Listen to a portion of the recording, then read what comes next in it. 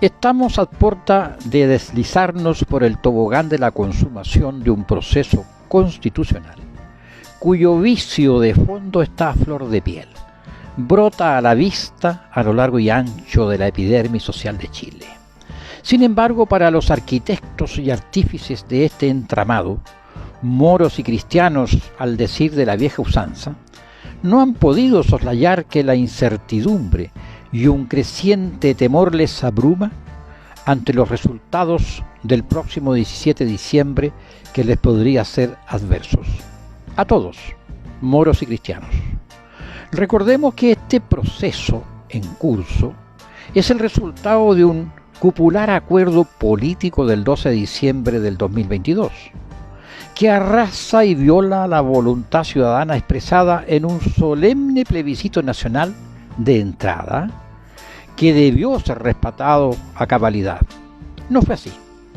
El resultado de ese plebiscito de entrada, abrumador, arroja un mandato irrenunciable.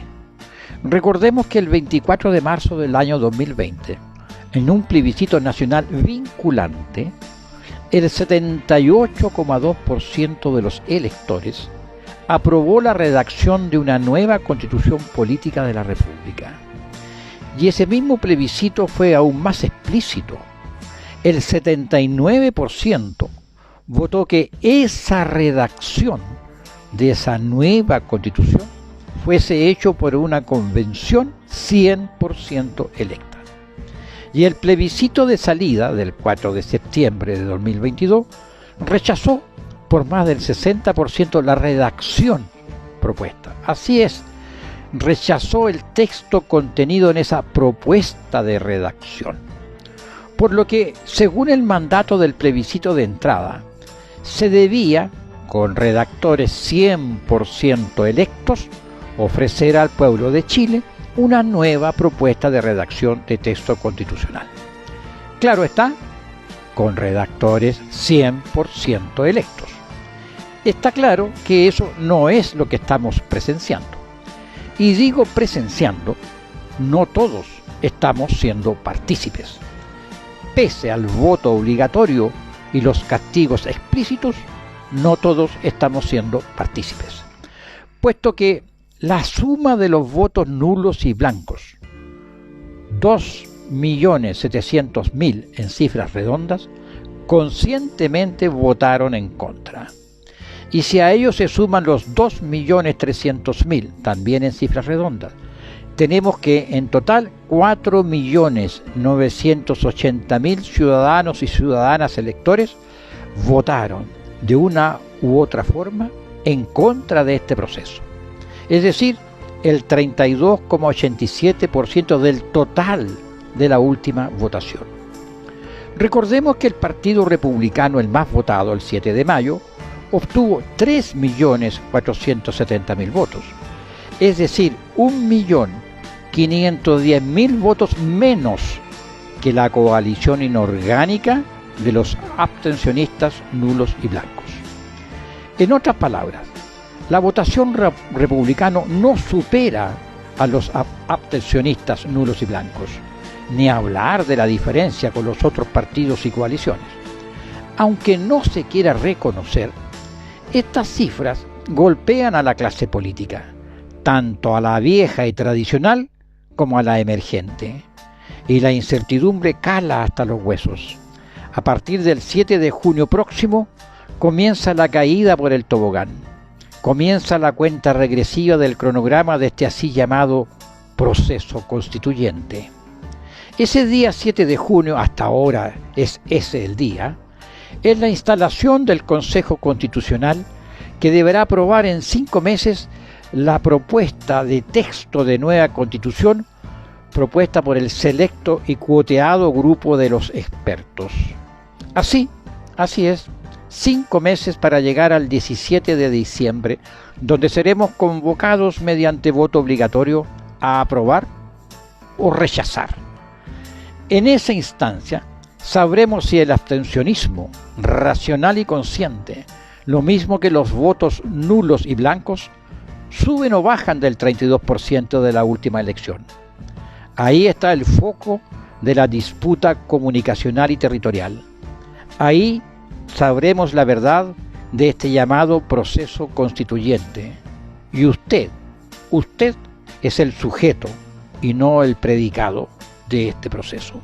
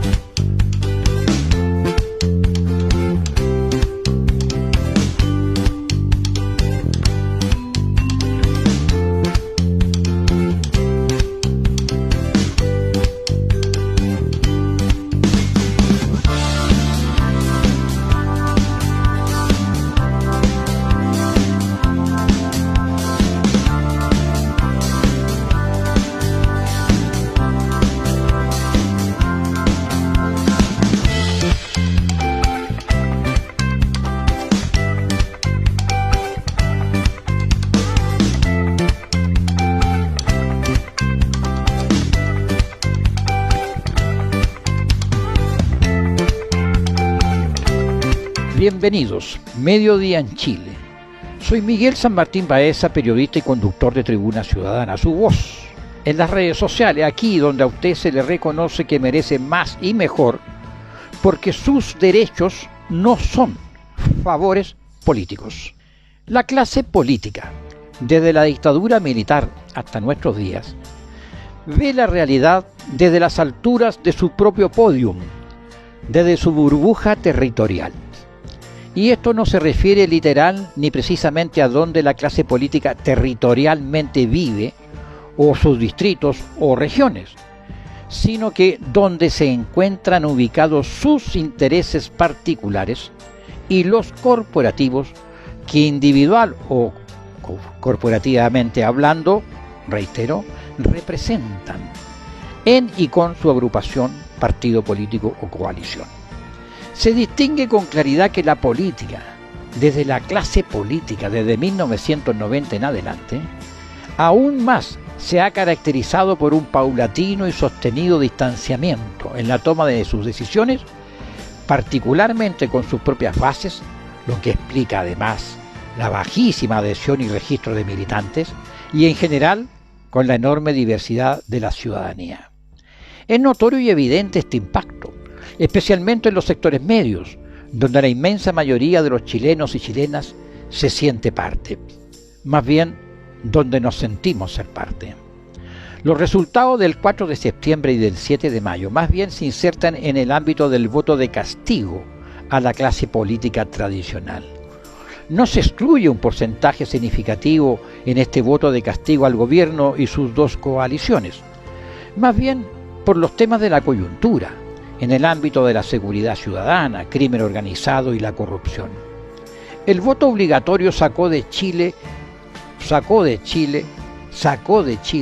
al Chile profundo, a la ciudadanía que, un tanto apática con la política tradicional, por sus repetidas y nunca materializadas ofertas y promesas, votó como votó, por no sentirse voluntariamente motivada y atraída a concurrir a las urnas. Es más bien, creo que fue un rechazo anticonstituyente, antisistémico.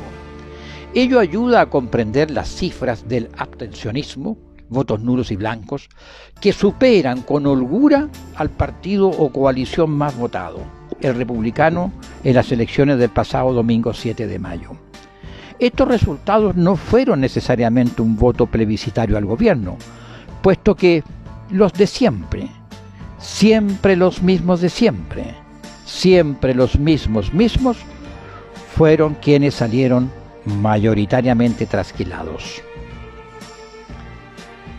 Habría que poner especial atención en el nuevo texto constitucional que, probablemente, ofrezca en su redacción consagración de ciertos derechos anhelados por la población. Pero, en tanto y cuanto esos presumibles derechos no estén explícitamente garantizados y taxativamente redactados como obligación constitucional, todo queda en manos de la negociación de quienes y entre quienes hoy dirigen y controlan este proceso, es decir, el actual o futuro Parlamento, es decir, los que precisamente, mediante plebiscito vinculante, fueron explícitamente excluidos de este proceso y redacción, cuyo mandato sigue vigente, y que salieron ahora estrepitosamente derrotados el 7 de mayo. Por lo que no nos debe sorprender que los acostumbrados agoreros de la catástrofe y terroristas mediáticos, y presumiblemente otros también, afilan sus herramientas, más bien digo, preparan una masiva y abrumadora campaña territorial y parafernalia mediática con cuantiosos recursos de toda índole y desde todas las trincheras políticas, gobierno incluido, con majaderos argumentos destinada a resaltar las supuestas y terroríficas consecuencias que acarrearía votar rechazo el 17 de diciembre. Esa misma campaña y con los mismos personajes y actores mostrarán la cara opuesta, es decir, las supuestas bondades y grandes beneficios que ofrecería el nuevo texto de Constitución para convocar a votar apruebo. Pero esta campaña será a una sola banda. No hay espacio institucional para una alternativa abierta al rechazo. Aún así, el temor de los autores y patrocinadores de la nueva propuesta de Constitución es real. Primero, se teme a una significativa votación, de rechazo. Reitero, primero se teme a una significativa votación de rechazo. En segundo lugar, se le teme a la suma de los abstencionistas conscientes, votos nulos y blancos. Suma que, si supera los guarismos del 7 de mayo, 32,87%, y se acerca o supera el 50% de los votos válidamente emitidos, se debería presumiblemente volver a fojas ceros. Pero no es tan así, no debiera ser así.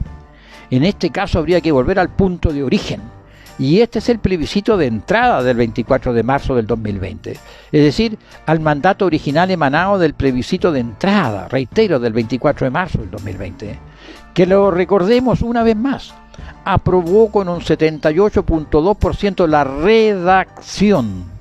la redacción de una nueva Constitución, y además con un 79% esa propuesta de texto debe ser redactada por una convención 100% electa. Sin embargo, ellos, los de siempre los mismos de siempre, siempre los mismos, sí, ellos ya tienen en ese caso una respuesta. En caso que la sumatoria del rechazo supere al apruebo, se mantendría el actual texto constitucional, lo que por cierto es un fraude. El mandato del plebiscito de entrada, reitero, del 24 de marzo del 2020, sigue plenamente vigente, aunque se niegue. Por lo tanto, para ellos, el enemigo político número uno es combatir por todos los medios, incluyendo la campaña del miedo y del terror, reducir drásticamente la abstención, reducir ostensiblemente el voto nulo y el voto blanco, que sumados todos ellos fue la coalición inorgánica más votada el 7 de mayo. Esta fuerza ciudadana del 32% del 7 de mayo está, a mi entender, muy lejos de ser una ciudadanía despistada, despolitizada, como producto de la segregación, que por cierto es efectiva. La segregación es uno de los factores sociales con impacto en la política, no cabe ninguna duda. Pero lo más significativo, creo, es la permanente y sistemática censura por omisión al pueblo de Chile, al por una parte desoír y desatender sus demandas y por otra avasallar la voluntad ciudadana ignorándola en la toma de decisiones relevantes. Botón de muestra, lo he comentado, la violación del resultado del plebiscito de entrada del 24 de marzo. Recordemos igualmente que el plebiscito de salida, el 4 de septiembre, rechazó la redacción ofrecida, pero no renunció a que esa propuesta de redacción fuese hecha por una instancia 100% electa. Por lo que no es para sorprenderse, con que la confianza hacia la clase política y por extensión a algunas instituciones, Congreso, Gobierno u otras, es sostenidamente decreciente como resultado y corolario del proceso político e institucional en curso. La sensación de engaño y fraude que atenta contra la inteligencia social y política del pueblo de Chile está por sobre la constatación de la segregación sistémica de los últimos 50 años. Dicho de otra forma, la desconfianza a la clase política y algunas de sus instituciones en este proceso es creciente y va en aumento. En consecuencia, la profundización y perfeccionamiento de la democracia es un imperativo prioritario. No hay que escamotear ni suplantar a la ciudadanía en su rol en la democracia. Es esencial su participación resolutiva. Una de las formas de participación resolutiva consiste, entre otros considerandos, en una mayor y efectiva participación ciudadana en la toma de decisiones, y no solo cada vez que hayan formalmente elecciones. Creo que si esta censura por omisión sigue porfiadamente persistiendo, será un motivo más para la abstención, votar nulo o blanco, o derechamente votar rechazo el 17 de diciembre. Los plebiscitos vinculantes y el respeto irrestricto a sus resultados son una imperiosa e impostergable necesidad democrática. Por ejemplo, los plebiscitos revocatorios de mandato en toda la gama de la estructura política del Estado, en todos sus estamentos del país, comuna, parlamento y cargo presidencial, entre otros, es un requisito y un derecho a decidir tan soberano como insoslayable del pueblo de Chile. El voto universal electrónico, el voto postal por correo, el voto presencial dentro y fuera de Chile, sin excepción, son igualmente elementos sustantivos e insustituibles de la participación ciudadana democrática, en la oportuna toma de decisiones y, sobre todo, de resolución de conflictos, por ejemplo, entre los poderes del Estado. Hasta hoy no existe razón alguna para excluir al pueblo de las decisiones que le son propias y concernientes a sus propios intereses y anhelos, a nuestros propios anhelos y necesidades. Será el 17 de diciembre la oportunidad de una vez por todas y mediante el voto con un lápiz y una rayita, como en aquel otro plebiscito de 1998, igualmente épico, volver a decir no. A lo mejor mucho se resuelve o comienza a resolver el 17 de diciembre de 2023. Esta fue su Tribuna Ciudadana Semanal. Hasta el próximo sábado.